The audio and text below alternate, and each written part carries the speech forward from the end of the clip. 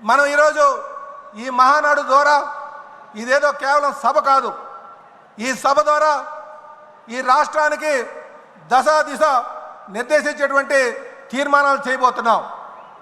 కనుక ప్రతి నాయకుడు కూడా ఒక నాయకుడిగా ఎదగాలంటే ఎటువంటి ఆలోచనలు చేయాలన్నది ఇక్కడి నుంచి తెలుసుకోవాల్సినటువంటి అవసరం ఉంది. తెలుగుదేశం పార్టీ అనేక నాయకులను తయారు చేసి అందించినటువంటి తీరు, అలాగే బడుగు బలహీన వర్గాలందరినీ కూడా రాజకీయ అవకాశాలు కల్పించినటువంటి తీరు. కనుక నాయకులు అన్నవారు, కార్యకర్తలు అన్నవారు పార్టీలో ఉన్నారెప్పుడు ఆర్థిక ఉపేక్ష కాకుండా కేవలం ప్రజల యొక్క సంక్షేమాన్ని దృష్టిలో పెట్టుకొని సమాజ స్థాపన కోసం అందరూ కూడా కృషి చేయాలని చెప్పి ఈ సందర్భంగా తెలియజేస్తున్నాం.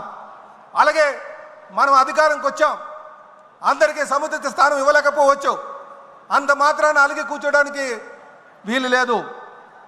మనం ఏమాత్రం కూడా ఎమరపాటుతో ఉంటే కాలకేయుల్లాగా వాళ్ళు చూస్తున్నారు.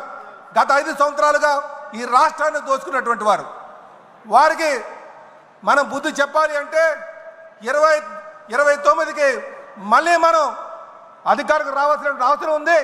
మీ యొక్క సహాయ సహకారాలు అందించాల్సిన అవసరం ఉందని చెప్పి తెలియజేస్తూ నాకు ఈ అవకాశం ఇచ్చి ఈ అద్భుతమైనటువంటి వేదిక మీద మాట్లాడే అవకాశం ఇచ్చినటువంటి మన రాష్ట్ర ముఖ్యమంత్రి వర్యులకి మరొక మారు నేను ధన్యవాదాలు తెలియజేస్తూ, నాయకులందరికీ కూడా ధన్యవాదాలు తెలియజేస్తూ సెలవు తీసుకున్నాను. జై తెలుగుదేశం, జై తెలుగుదేశం, జై తెలుగుదేశం. అమర్ రహే ఎన్టీఆర్, అమర్ రహే ఎన్టీఆర్.